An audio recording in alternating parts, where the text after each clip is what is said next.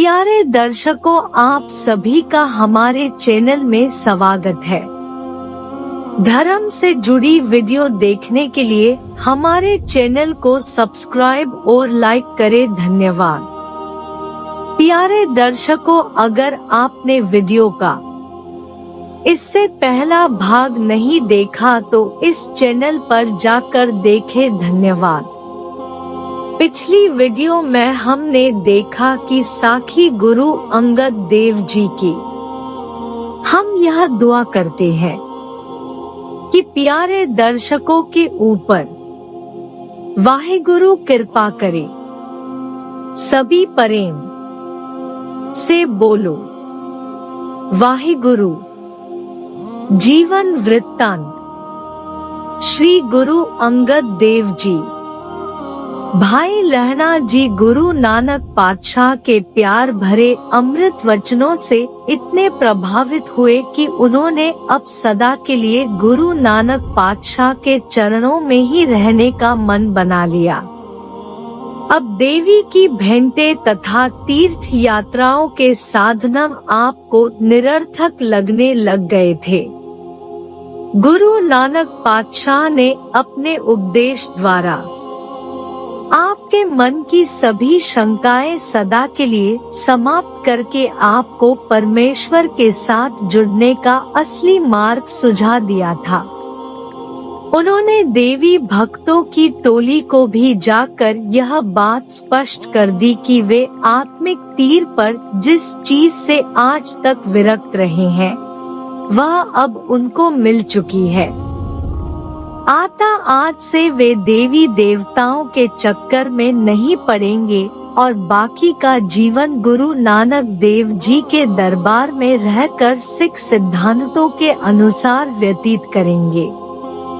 पै कबूल खसम नाली जा घाल मर्दी घाली। बलवंत जी ने गुरु ग्रंथ साहिब के रामकली राग में दर्ज राय बलवंडी तथा सतह डूमी आँखी के शीर्ष वाली वार में गुरु अंगद देव जी के बारे में उपरोक्त बात कहकर मानो गागर में सागर भर दिया है। बलवंत जी कहते हैं कि गुरु अंगद देव जी ने मर्दों वाला भाव कठिन तथा कठोर परिश्रम किया तो ही वे अपने सद्गुरु गुरु नानक के दर पर स्वीकार्य हुए थे। भाई लहणा जी लगभग 7 साल गुरु नानक देव जी की संगत में रहे। इस दौरान सैकड़ों घटनाएं हुई जिनमें से केवल कुछ घटनाओं का ही सिख इतिहास हवाला देता है। ये घटनाएं गुरमत के कई पक्षों पर प्रकाश डालती हुई एक और तो भाई लहणा जी के अद्वितीय व्यक्तित्व पर प्रकाश डालती है और दूसरी ओर गुरु नानक देव जी के मत वाले गुणों को भाई लहणा जी ने किस प्रकार अपने आचरण के निर्माण में ये गुण तेजी से ग्रहण कर लिए, इस पक्ष को भी भली भांति प्रकाशमान करती है। यहाँ एक ही सेवा में प्रस्तुत करना जरूरी समझते हैं। एक तो भाई लहणा जी के अद्वितीय व्यक्तित्व पर प्रकाश डालती है, दूसरे इस बात को भी भली भांति प्रकाशमान करती है कि गुरु नानक देव जी की शिक्षाओं को उन्होंने अपने चरित्र निर्माण में किस तीव्र गति से ग्रहण किया था। स्वतः ही वे विशेषताएं अपना जलवा दिखाती है। यथा इस मत के धारण करता ब्राह्मण क्षत्रिय आदि अपने आप को समाज के श्रमिक वर्ग से, जिसका नाम इन्होंने शूद्र रखा हुआ था, बहुत ऊंचा तथा निर्मल समझते थे तथा शूद्रों के साथ नफरत करते हुए इस सीमा तक आगे बढ़ जाते थे कि उनसे साथ व्यवहार करना तो कहीं रहा, उनके छू जाने तक से बचने का यत्न करते थे। सच झूठ के भ्रम बिना इस मत का धारणी अपनी साधना कर ही नहीं सकता। अलग अलग तीर्थों पर जाकर भांति भांति के जल में स्नान करते फिरना तथा भांति भांति के मंदिरों के दर्शनों को पवित्र कहते रहना इस मत के पैरोकारों का इच्छुक शौक हुआ करता है। फिर ये श्रद्धालु जैसे जैसे अपने मत द्वारा दर्शाई साधना गिने हुए तोताटन पाठ करने करवाने, वेदों शास्त्रों के भाड़े पर पाठ करवा कर बिना सुने, बिना विचारे तथा बिना माने महात्म प्राप्त कर लेने के लिए तत्पर रहना, न्योली कर्म करना, मौन धारण करने, व्रत रखने, पूजा अर्चना तथा दंडवत के नाटक करने, खास खास दिनों पर खास खास स्थानों पर ब्राह्मणों को दान देने, किसी जगह को कटकर तथा किसी जगह को पवित्र मानना और इसी प्रकार पूर्णिमा, अमावस तथा संक्रांति आदि कुछ विशेष दिनों को पवित्र विशेष करके मानना तथा उन दिनों में कुछ विशेष कर्म कांड पूरे करना, जनेऊ धारण करना, भांति भांति के तिलक माथे पर लगाना, रसोई की सूक्ष्मता को ध्यान में रख कर लकीरें लगानी आदि में परिपक्व होता जाता है, वैसे वैसे उसके मन में छुआछात का भेदभाव और अधिक दृढ़ होता जाता है, उसका अहंकार बढ़ता जाता है। धर्म के नाम पर अधम कमाने की ये हरकतें वास्तव में धर्म का मजाक उड़ाने के तुल्य है।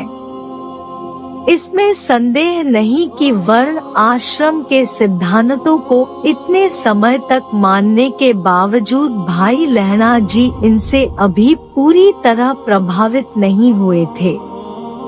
वे अपने मन में इनकी असारता को अवश्य महसूस कर रहे थे और सच्चे मार्ग की आकांक्षा भी रखते थे, पर एक काल तक इस रास्ते पर चलते रहने के कारण यह नत अपने पूर्वजों से विरासत में प्राप्त किया होने के कारण वे व्यावहारिक तथा बौद्धिक तौर पर वर्ण आश्रम केल के रंग में रंगे हुए थे तथा उसी के विश्वासों को मन में जमाए बैठे थे।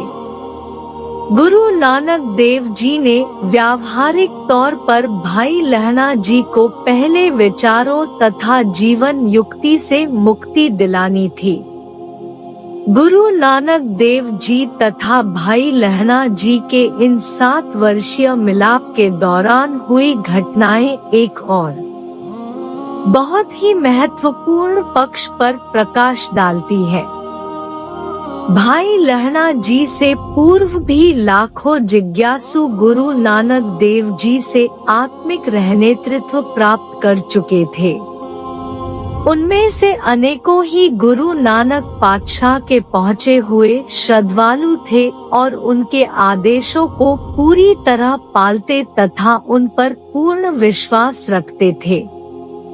गुरसिक्खी का सबसे अधिक मौलिक सिद्धांत तो यही है कि सिख सद्गुरु के आदेशों को पूरी तरह श्रद्धा भावना से सती सती करके माने और बिना किसी संदेह के भक्ति भावना सहित अपने जीवन के व्यवहार में उतारे।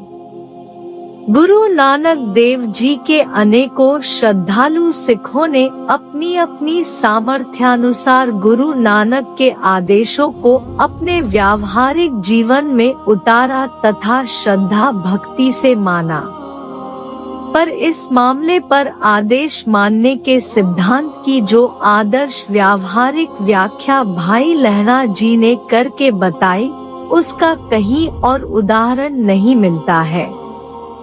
श्रद्धा भक्ति से गुरु के आदेशों को पूर्ण तन्मन से मानने का जो आदर्श भाई लहणा जी ने प्रस्तुत किया, उसने भाई लहणा जी के बाद के सारे सिख इतिहास में सिखों के चरित्र निर्माण में महान रोल अदा किया। ऐसा लगता है जैसे गुरुगद्दी पर विराजमान होने से पूर्व ही गुरु अंगद देव जी ने गुरु के आदेश को मानने के मौलिक सिद्धांत को सारे सिख जगत के प्रति व्यावहारिक तथा आदर्श रूप में समझने के लिए ही यह सब कुछ किया हो। उन घटनाओं का वर्णन करने से पूर्व आदेश मानने के सिख सिद्धांत पर कुछ शब्द लिखना आवश्यक समझते हैं। हमारे में से अनंत लोगों ने संसार की सबसे ऊंची पर्वत चोटी माउंट एवरेस्ट को आंखों से नहीं देखा, पर उसके बारे में कुछ समझने के लिए आवश्यक है कि जिसने उस चोटी को आँखों से देखा है उस पर विश्वास किया जाए। समुद्रों की गहराई के बारे में ज्ञान प्राप्त करने के लिए उन लोगों पर विश्वास करना ही पड़ता है जिन्होंने परिश्रम करके समुद्रों के उदर की पड़ताल कर ली है। यदि पहली दूसरी कक्षा का बच्चा अध्यापक के आदेश के अनुसार पहाड़े याद करने के लिए बार बार रट्टा न लगाए तथा हुज्जतबाजी कर रहे तो वह आगे चलकर हिसाब की विद्या के अति विषम रमूले कैसे समझ सकेगा। गुरमुखी वर्णमाला के कुल अक्षर 35 से 40 ही है और अंग्रेजी वर्णमाला के कुल अक्षर 26 है। यदि विद्यार्थी अध्यापक के आदेश के अनुसार इन अक्षरों की मेहनत से पूरी पहचान न सीखे और उसका आदेश न माने और हुज्जतबाजी करता हुआ उन अक्षरों पर ही अड़ जाए रहे, तो आगे चलकर वह ज्ञान विज्ञान की महान पुस्तकों का अध्ययन कैसे कर पाएगा जिनके लिए कि 35 या 26 अक्षर रटाए जा रहे हैं। इसी प्रकार ऊंची आत्मिक अवस्था को प्राप्त करने के लिए आवश्यक है कि गुरसिख या सच्चा जिज्ञासु अपने आप को हुज्जत से बचा कर रखे तथा सद्गुरु साहिबान के आदेशों वाणी को पूर्ण श्रद्धा भावना से माने। अगला भाग देखने के लिए चैनल को सब्सक्राइब और लाइक करें। धन्यवाद।